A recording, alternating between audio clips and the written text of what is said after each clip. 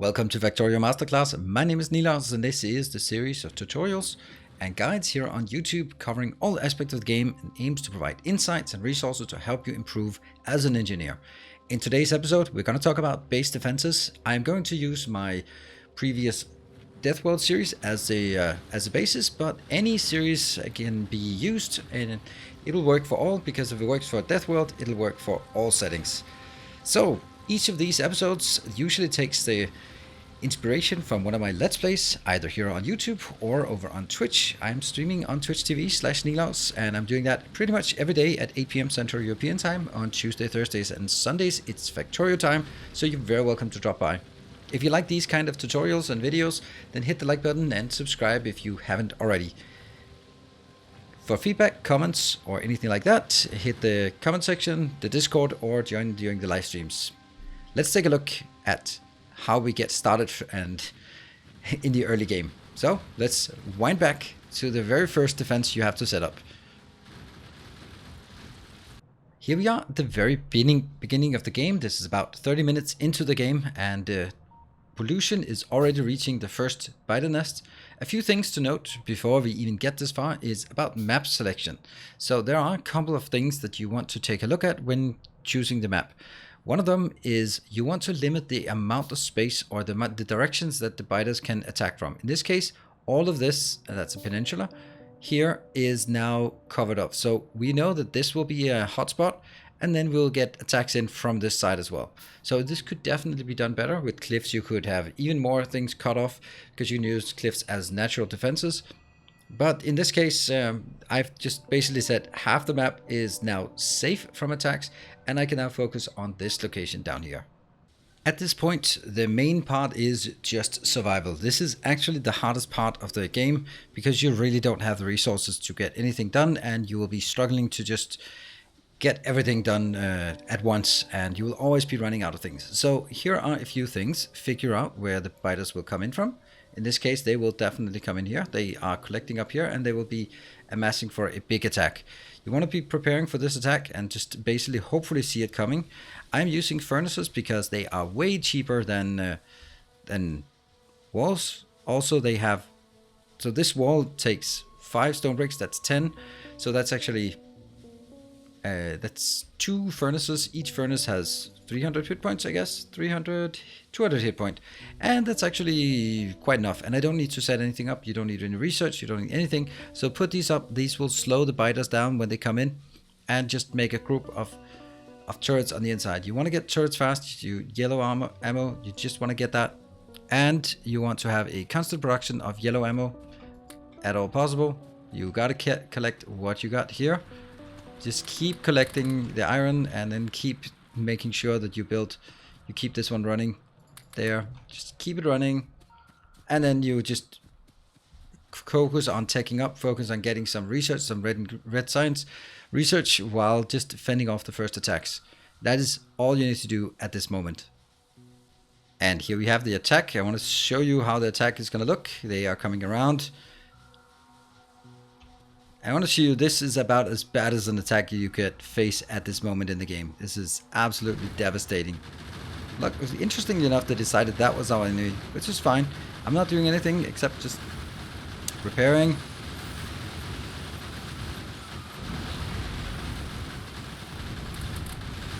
More.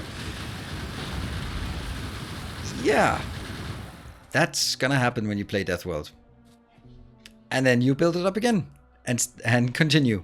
But that attack was amassing for 10-15 minutes to get started. And I just wanted to show you how fierce those attacks can be. But you're fine. It's going to take another 10 minutes before that will come back. And by then you hopefully have rebuilt and moved on to the next phase of the game. We've now jumped a bit forward. We are now 2 hours into this game. And what the objective is, this is my jumpstart base that you can also find in one of the other masterclass videos. This is my objective. Is as soon as I have this one up and running, I feel extremely confident. The objective at this stage of the game is to build a perimeter that is self-feeding with ammo. This is what you see here. You see ammo flowing here. Lots and lots of turrets. I might have built too many turrets, but that's it doesn't hurt. You will need to build more anyway, and it's a good investment. So basically what you have here is that you have a constant production of ammo, and it goes along this edge. I'll each bit this one so we can kind of get a sense of what's here. And it goes up. Unfortunately, it's on both sides. It should not be on both sides. And we're still using furnaces as our main sort of defense. They are super efficient. I'm starting to replace some of it with walls as we get it, because I do have a small stone brick production, and all that goes into is just the construction of more walls.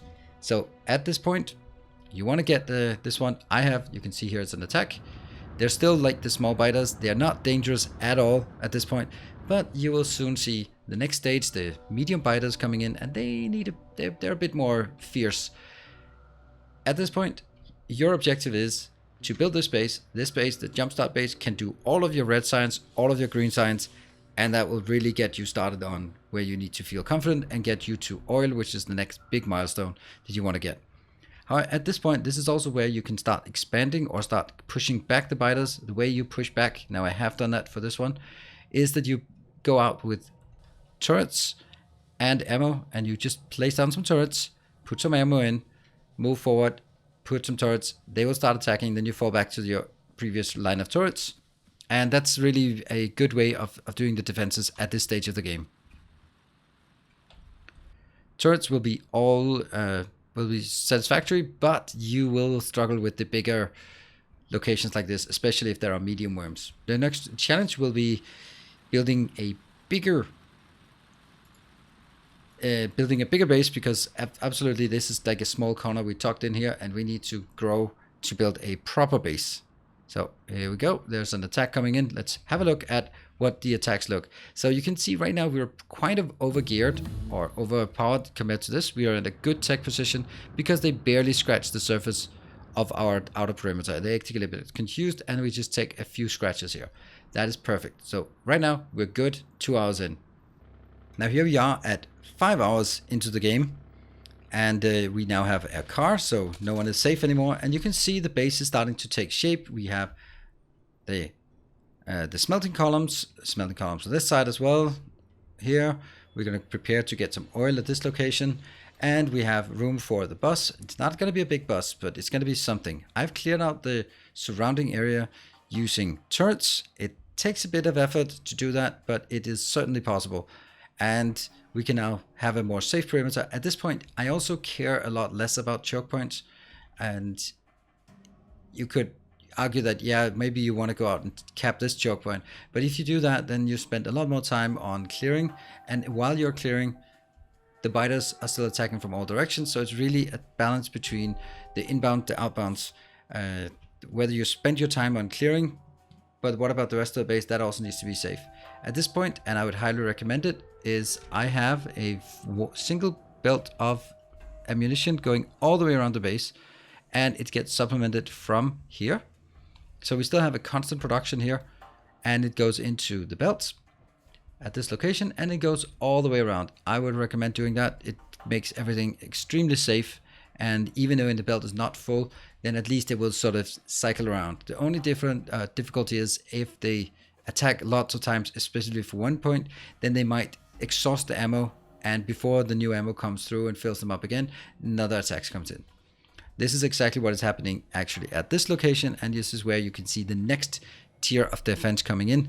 The first bit of oil, I'll just put it into a tank and just put some flamers. As soon as you have flamers and we have this, we are just extremely safe. This is the choke point we were looking at earlier, and it's the main focus of attacks. Looking at pollution, we're reaching out there a lot. All of this area out here that's getting attacked comes in from this location. So getting the first flamer turrets up. Flamers are absolutely amazing. They are the key to defending on a Deathworld base, both mid and late game. Actually, as soon as you get them, put them in, and you're just so much safer. If we look at this base and check the evolution factor, we are now at 46%, and you can see here the majority of the pollution actually does not come from spawner kills, because I'm not actually killing much here. No matter what I kill, they'll respawn anyway, so I don't want to kill anything unless I immediately take the location that they were there. So I want to keep this at a minimum, and 46 is important because at 50 the blue biters start spawning and they are a lot tougher. Fighting blue biters with yellow ammo is not going to be a good time, so what we need to focus on at this stage is our defenses are going to be fine as long as we have yellow ammo. They can take care of the few blue biters that are coming in, but if we want to push them back, we really need some red ammo. So getting the spike, power spike for red ammo, and I don't have it yet because I don't have any steel, but it is what I'd really like to do. I have here, this is going to be the next thing I want. We have flamer turrets, and now I want the red ammo. Red ammo is going to be really expensive in terms of iron and copper, but the red ammo is the key to the next stage. We're now about 11 hours into this game. I have used the red ammo to push back here and extend my bus base quite a bit further. We are starting to get just a bit of solar panels, and we have oil up here. This is where we get just a bit of blue science going. Not a lot of blue science, but the blue science is used for two things that will give us another good spike in power. It'll give us the tank. Build that. Burp, burp. These explosive shells are really key to destroying the biters. There we go. And also some poison capsules. So going in here, can I... Do we also have some red ammo? Oh yes, I have tons of red ammo. So let's also put some red ammo in there. And that will be basically the tooling we need to clear biters out here on this side. So I'm just going to show you how I would do that. And of course, someone has built a lot of stuff in. No, okay, well, this is a tutorial. Don't do stuff like that. You can do that on your Let's Play, but don't do it on a tutorial. We'll edit it out in post. No.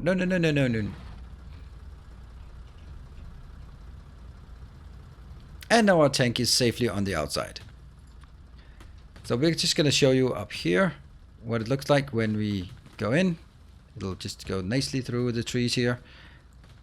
At this point, you have a massive power spike compared to the biters, even though they are predominantly blue. And the objective is you drive around and you focus your shots on killing the nests. As soon as you do that, you can just lead them through the goop, and you can also switch to normal ammo. And it is just exceedingly easy to do this at this point.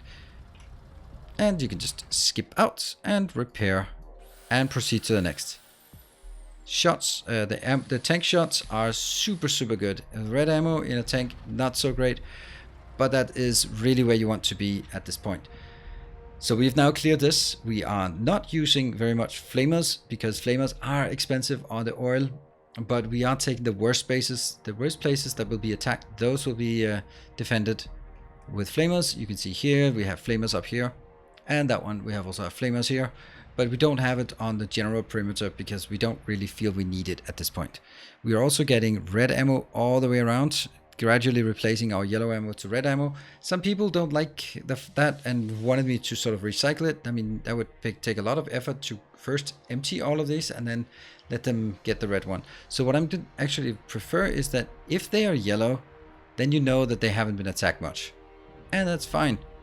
And the ones that are red, that means this is a place where they get attacked, and therefore that's where they will be replaced by red. Eventually all of it will be replaced except for the place that will never have been attacked, and those places it's irrelevant anyway. But base wise, we are now a lot safer.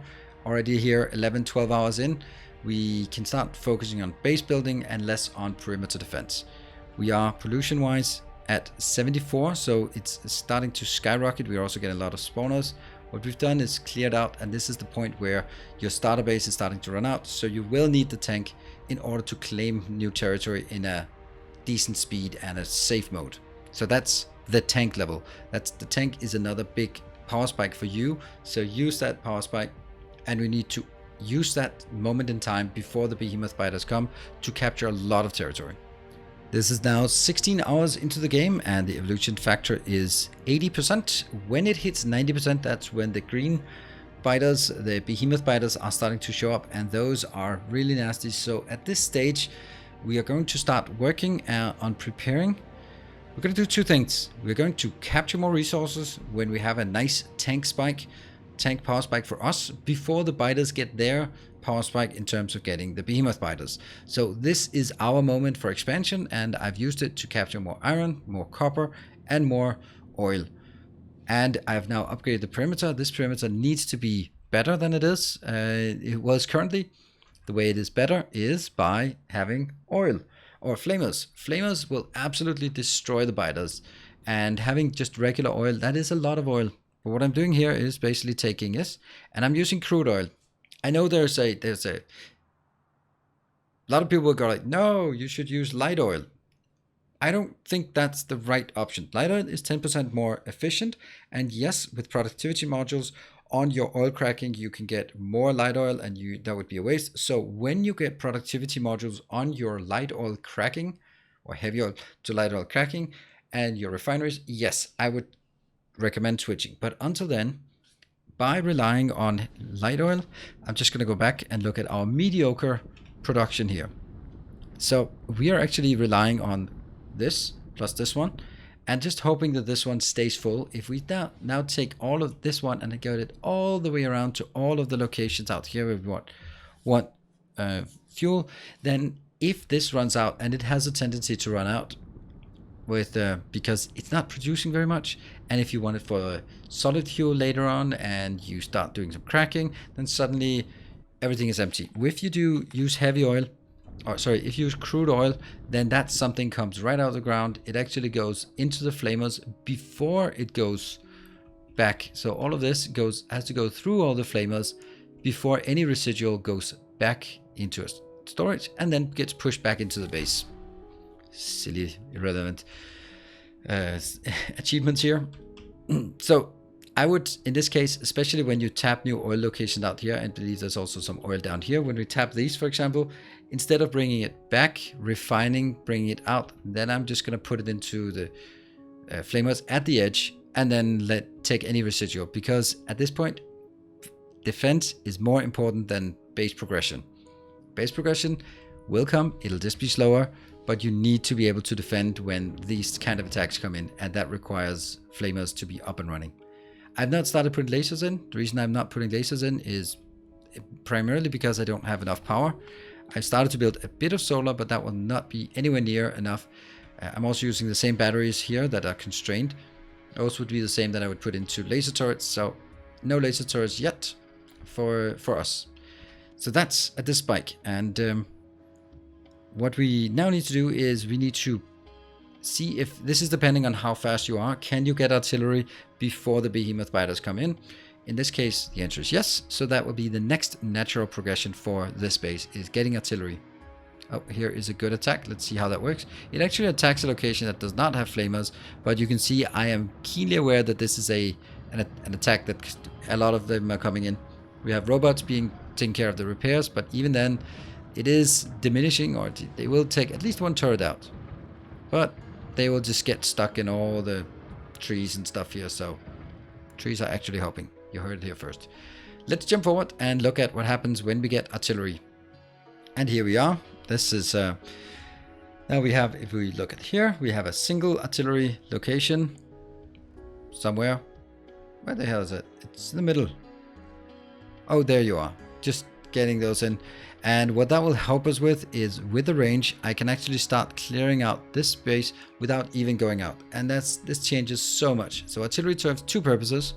It gives us air cover for expansion by simply taking out all the nests in here, which means we can go out with a tank and just clear any stragglers out there, which is super nice. And it also makes sure that if we build them sort of at regular intervals, that's our first ones, but if we build them at regular intervals, we just keep pushing back the nearby biter nests that will expand closer to our base and then push them further back. It's sort of this one here. This one will just keep spawning biters to come at us, but a well-placed artillery cannon will take that one out and push them further back. So what you should be mindful of at this point is your evolution. At this point, I'm at 84, and only 17% is coming from spawner kills. As we get more artillery and we start just pummeling all biters within range, that part of the contribution will start increasing. And because that increases, then our pollution will go a lot quicker towards the 90, and at 90 we will start seeing Behemoth spiders. Behemoth spiders don't really stop very well with just red ammo. They will absolutely stop with flamers and red ammo, but you know, I need to be a bit more ready. But flamers, red ammo can stop it. But what I'd really like to have is an upgrade of some lasers and some uranium ammo. One or the other will be what we need in order for our perimeter defense to be ready for Behemoth spiders. So let's take a look at our preparation for that. So you can see at this point we have expanded out. This perimeter is now claiming that, and what I need to do is clear a bit more space down here so that I can cut across, get all this juicy copper, oil, and maybe this iron as well. And so we need to clear a bit more. We still have our few. This is the only the turrets we have, and they're actually doing just fine right now. This is just fine. We're using robots for expansion, so things are getting even more automated. Artillery for clearing, robots for expansion. It's awesome. And this is now how our perimeter defense is going to look like, and it's going to be prepared for in time for the Behemoth spiders. This is now 86%, and it's at 90%. They will start showing up. I'm starting to mix in a bit of uranium ammo. Again, my principle is that when they run out of red, and the next one that comes along is going to be uranium, then they pick up a uranium ammo. And also flamers, and then top up with some laser turrets. Again, it's the same pattern I use all the way from the beginning. I just add more to the same one. And we have like a residual here that can be taken out, but it's also serving as bringing our oil back at this point. I'm still using crude oil because at this point it's as we go down to these ones, I'll get more crude oil, and it's actually fine. Our oil is obviously something that's kind of struggling with here, but at this point we have artillery, we have uranium ammo, we have laser turrets, flamers, walls, we have the dragon teeth out here to sort of slow them down. It's not working as well as it used to, but they'll still slow down. And we are now ready for the final stage where they have Behemoth coming in. And before we go into the final form of the attack and defense that will last you all the way through to the very end game of a mega base on a Deathworld planet, as this is kind of is, then I'd just like to take a moment to thank the patrons who are supporting the channel. This series is actually a testament to a tribute to all the patrons who are supporting. So thank you very much to the people who are supporting. It means the world to me. It is the reason why I can continue to do what I do here on this channel. So thank you very much. If anyone wants to support, there is a link in the description below. And of course, there's no obligation, but thank you very much. Let's take a look at the final form of attack and defense for this part. When it comes to attack, there is one form. Well, there's actually two forms. Here we have the Spidertron, and my way of kitting it out is actually like this. In 1.0, in 1.1, I would replace one of these shields, maybe one of these two here with a roboport, because the roboport can then be turned off while it's running. It can't do that in 1.0, but in 1.1 it can, so it's actually worthwhile to have roboports in here. I use these setup. I don't like having point defense drones. Although a lot of people say, put point defense drones in. And my answer is always, instead of what? Do you want it to be slow? No, you don't, because then biters can actually run up and chew at it. Do you want it to have no defense? No, you don't.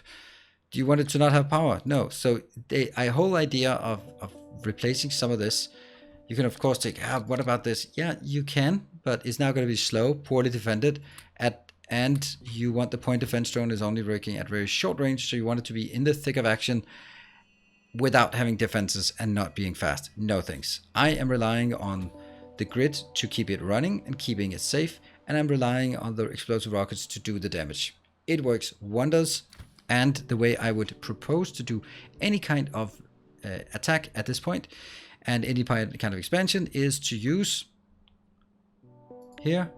You have now very long range on your artillery, and I'm going to show you one more thing that maybe not a lot of people are aware of, is that you can actually do that. You can, if you, by default, holding the mouse, the left mouse button is dragging the map. If you unbind that, or in my case, I bound it to shift, left, hold left, then I drag the map. But if you unbind it, then you can actually use this one and just hold it down and it'll just draw nice lines. It's a really cool trick for the late game when you want to just quickly explore some area here. And you can even do it by pulling the down arrow, and then it'll be a straight line. So that's, as you can see up here, I did that with a straight line across the map. I also did it down here, so we can just go, actually just do this one, and then there will be another straight line. Except for that annoying sound. So that was one thing. You will be attacking and destroying bases with artillery, and then afterwards you will send your Spidertrons out to clear the rest. The Spidertrons are excellent at clearing out the rabble, all the biters that somehow got lost in the pathfinding and just got sort of stuck, and the few things that are still there. But large scale artillery is the safest. It's primarily the safest for one reason. You can keep doing whatever you want in the base. It is infinitely more convenient than going out with rockets, with nuclear power. I've not mentioned nuclear weapons because I don't believe in them. They are just an advanced way of killing yourself. I have proof in this series that that is the case. So I would not recommend nuclear weapons, even if you don't kill yourself with them. The fact that you have to run over, shoot, run, shoot, run, shoot, run, shoot, while in this case you can just queue up a lot of commands, as I just did, and keep talking, and then all the commands will be issued before you know it. So definitely use artillery for clearing, whether you have it on a train, whether you have it on static, it doesn't matter. Use artillery and then go out there with Spidertrons and they clear the rest of the rabble. So that's the offensive side. On the defensive side, let's look at the perimeter defense here. This is how I would propose to do the perimeter defense if you're doing city blocks. Not really even done with this one yet. And it actually goes all the way from the beginning. You have a grid here. I'm going to share these blueprints in the comment section below. They will probably only work in 1.1 because I need to do the new snapping to grid. No, I'm going to share it in version 1.0 so they will work, but it means that they're not snapping to grid for your 1.1. You can do that yourself. So I just had to get that out of the way. What this means is if you have a base defense like this, you can see here city block, grid aligned, city block, rail segment, copy of whatever. There. It puts in a segment here, and I'm going to use only uranium ammo. I'm using turrets, I'm using lasers, and I'm using the flamers. This combined will take care of everything you need. You will never need to do anything more than this. You can make slight variations, the different shape of dragon teeth, not having dragon teeth, making weird funnels. You can take out this and go more on lasers if you like. I like the combination. That's just the way I like it. It's sort of tiles on top. So you start by having yellow belts with yellow ammo, and just gradually during the game you add the flamers, you add the lasers, and it just gets better and better. You replace the ammo, and it's a pretty cool way. In this case, it's also supported by roboports, and yeah, all of it. It's also supported by some buffer chests. Yes, buffer chests with just the random crap that you need to replenish the walls, and at regular intervals we have a few artillery. That is a pretty damn strong defense, and I would highly recommend that you build something to that effect. There's also a corner, but I didn't have any corner to put it in, but this corner is also available in the blueprint, so you can put it in here. It's a nice corner. It tiles well. It uses again the city blocks. So if you're using city blocks, these are really convenient. If you're not using city blocks, you can use this as inspiration or not. Don't think I want that one. And that basically gives you the final form of attack and defense in order to get you from the very first second in a Deathworld to the very end. If you're not playing on a Deathworld, that just, the principles are the same. You will have some spikes where you are strong compared to the biters. The biters will have some spikes where they're strong. So you will alternate between when you attack. That's where you get yellow ammo, the tank, artillery, Spidertron. When you get those, you go out to attack. After that, you hold back when blue biters spawn, green biters spawn. That's when you have time to defend and build up your base and increase your tech level. And if you're not playing on Deathworld, that just means you have a bit more time for it. So there you have it. I hope that was useful in doing some of the base defense for all stages of the game. So thank you very much for watching. I hope you enjoyed it. If you have, hit the like button. It helps a lot with the visibility of the videos here on the channel. And consider subscribing if you haven't already. If you want to watch more or just hang out, then I'm streaming on Twitch every evening at 8 p.m. Central European Time. And I'm streaming Factorio on Tuesday, Thursdays, and Sundays. So do drop on by. It's great to see new people coming in all the time. So hope to see you either here on YouTube, on Twitch, or on Discord. Thanks for watching. And as always, stay effective.